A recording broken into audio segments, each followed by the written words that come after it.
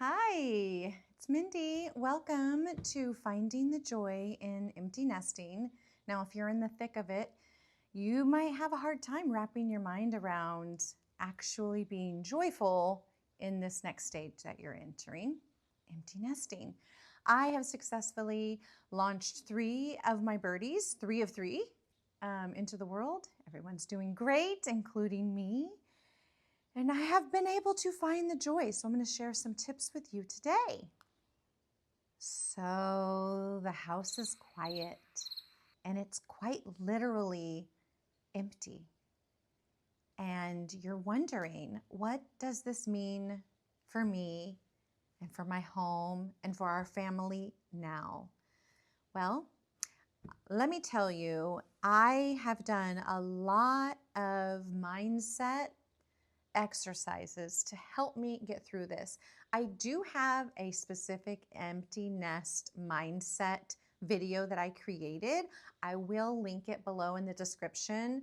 If you need more help with getting your mindset to a place where you're thinking about things clearly and positively and showing up as your best, truest, highest self, then that mindset video will be awesome for you, and I will put it down below in the description. So please check that out after you watch this one. Trust me, you might want to go watch that mindset video a few times until you get those tools down, because I share 5 specific steps in that video as well. But today we're going to talk about finding the joy in this stage. And please stick around for the very end. I will be sharing some practical ways where you too can find joy in this empty nest chapter that we are entering. I'd like to take this chance just to remind you to like and subscribe. It really truly helps us small creators just to kind of get some acknowledgement that what we are sharing and saying is helpful to you. Commenting below, asking questions, all of those things are super, we love that too. So like, subscribe, and stick around, and I will have all things midlife. I talk about empty nesting. I talk about finding your creative side again. I talk about journaling. I talk about mindset a lot. I talk about health in midlife and trying to find that balance, because all kinds of things get wacky when we get to this age bracket. So if those things interest you, please welcome, come on in, click like and subscribe. I would truly, truly love that so much. What if this empty nest stage wasn't an ending per se, but a beautiful beginning to your next chapter in your life? And a place where, and a time where you have more time to do things that you love to do. You're going to get back into that mindset of, what do I love to do? I have the time to focus on those things now. I can travel more. I can explore my hobbies. Maybe I like to pick up a new hobby. More time to focus on you and your nutrition and your health and all of those things, while still being available to your family, because just because they're grown doesn't mean they don't need you anymore. They definitely do, but you want to show up as your very best self. So stay tuned. I got some tips coming up. So here is the great news. In this next chapter of your life, you get to decide how you want to show up, what you want this chapter to look like, feel like, and be. You're the writer of your own story. You get to decide these things. So grab your notebook. We're going to take some notes. I want you to brainstorm some things that truly bring you joy and happiness. And we're going to keep adding to it. I want it to kind of be a running list for you. Now, it's important that if you are gearing up for this emptiness stage and you're not quite there yet, they're still at home and you're just sort of preparing, don't get so lost in the dread and the doom thinking that you miss out on these very special moments that you have while they're still at home with you. Soak up every minute. Find the joy in the everyday things. I know as a mom, we actually find joy in making our children happy, or cooking them their favorite meal, or having their favorite snacks on hand. So, just those little things, like enjoy that time that you have with them. Not everybody can afford a, big extravagant vacation or, something like that, but every family can find more time for each other, intentional time. Make family dinner a priority. Really spend time getting to know them as an adult child now. They're starting to be that adult. Talk to them, and get to know them on a different level. Prepare them for things they don't know yet. They don't know because they haven't been out of your house. This is your time to talk to them about all those kinds of things and just connect with them. All right, though, I'm going to wish you luck on that part. So definitely spend some time soaking in all these last few moments while they're still under your roof. So I didn't mention, but number one was stay present. Stay truly present in this moment right now with your kids in their last times that they're going to be living in your home permanently. So enjoy it, soak it up. So step one, stay present. Now we're going to go on to step two. We can easily get stuck in our feelings and miss out on a lot of important times. So try your best to, feel your feelings. It's okay to feel your feelings, journal your feelings, but don't get so stuck in them that you're missing being present in your life right now, okay? That is super important.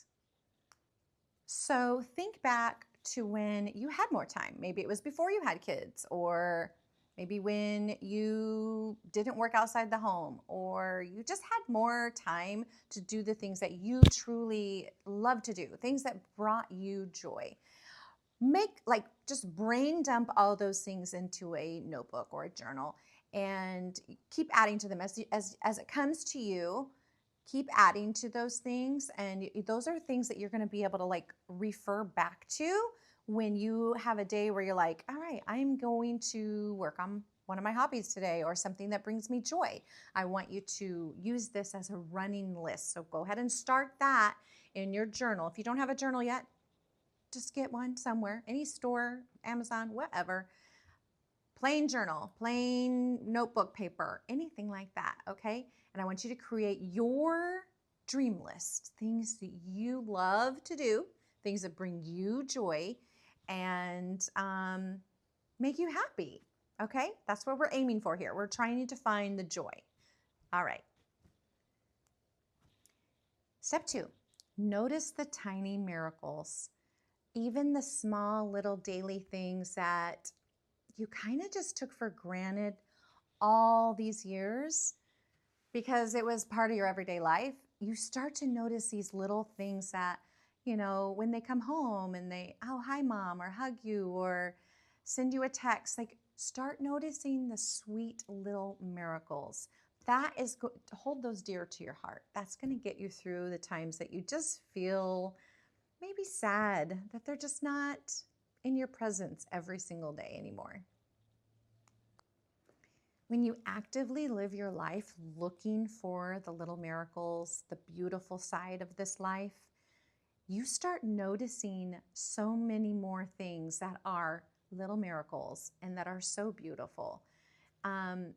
When we have a different kind of point of view and we show up with a negative mindset and everything is doom and gloom and oh my gosh, and this is horrible and I'm going to be so sad. When we just stay in that mindset and that energy, it makes everything harder. It makes everything feel so much more sad. When you're actively looking and trying to find the beauty in this season, it's like putting on, the cliche rose-colored glasses. You just see things differently. You appreciate things differently. So number two was notice the tiny miracles. And step three, feel free to feel your feelings. You know, we can't, when we suppress our feelings, they're going to come out in maybe explosive or in ways that we truly don't want.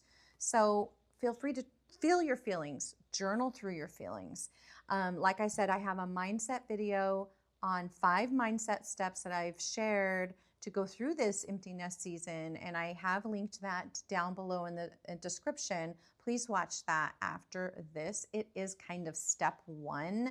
We got to get our mindset right before we enter the rest of this empty nest season, chapter, whatever you want to call it. But it really does help. And the other thing I want to mention is, especially for us midlife moms, which most of us, if we're going through empty nesting, we are also in midlife. It kind of just goes hand in hand. This is my author's copy right here. It says not for resale, but this will be on Amazon. I created this little nourish routine for midlife mamas.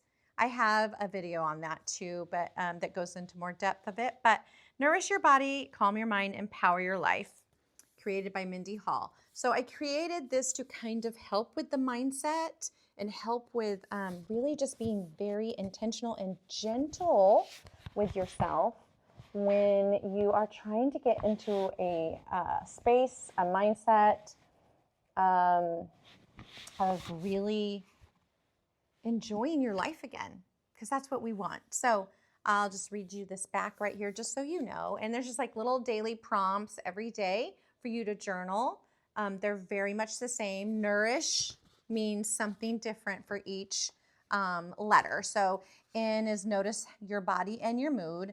O, oxygen and movement. So getting your oxygen moving every day. U, uplift with true nourishment. R, regulate your nervous system. I, inspire your creativity or curiosity. S, soothe your environment. And I give some ideas on that on the very first page here. And then honor yourself with one loving boundary is the H. And then a couple spots for you to just sort of have reflection time.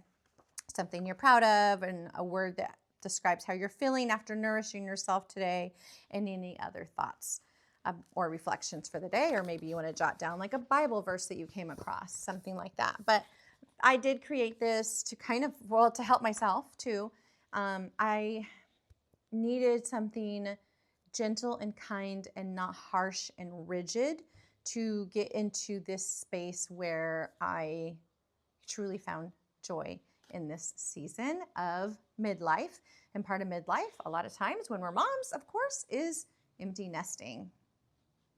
But back to number 3, feel free to feel your feelings. When you're going through something hard, it's good to feel it. It's good to process it. It's good to just let it be.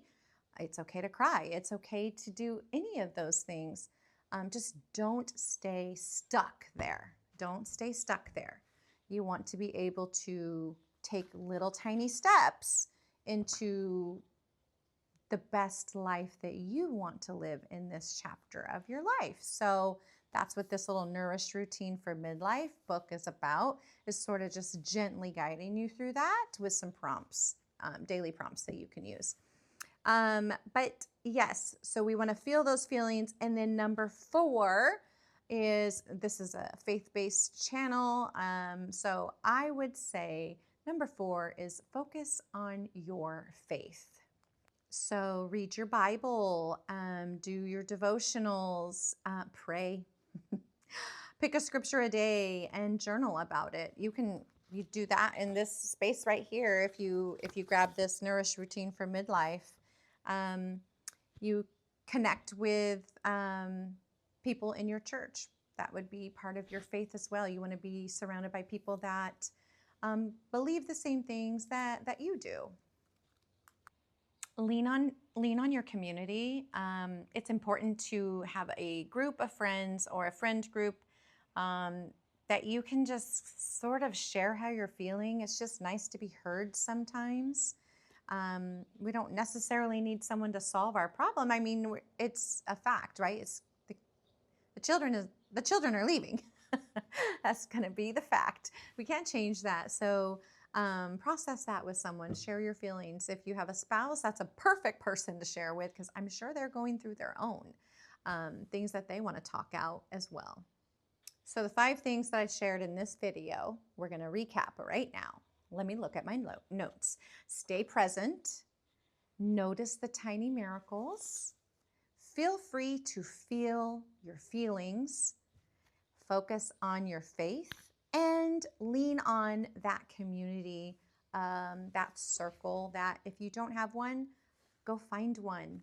There, even if it's a community of one person to talk some things out, that is great. So that's your recap of the 5 steps that I shared in this video for finding your joy in this chapter in your life. As I said before, on this channel, we talk about finding your creativity again in this midlife chapter. We talk about focusing on your health, maybe a little bit about your finances, especially as we are getting to this age where, whoa, retirement isn't that far off. There's going to be certain things that are going to come up that we need to talk about in midlife and explore. So that's important. We'll talk about friendships and relationships and how to keep those going and thriving in this stage, and connecting with your significant other, learning to journal or journaling ideas that can help you process your feelings. Maybe some things, creating spaces in your home that make you feel secure and happy. That's important. So if you like those kinds of topics, again, please subscribe, please like, please comment below if there's something else in midlife that I'm missing and you would like a video about that, or maybe I can do some research on that and we can talk about that another time. I would love to know your thoughts. Thank you so much. I will see you soon, I hope. And again, that mindset video is like kind of step 1 of this empty nest series here. So step 1, mindset. Step 2, we were talking about finding the joy in empty nesting. So I hope you join me in my next video. Empty nesting to find your creative side again will be my next video that I record and publish. So I hope to see you then. All right, stay nourished.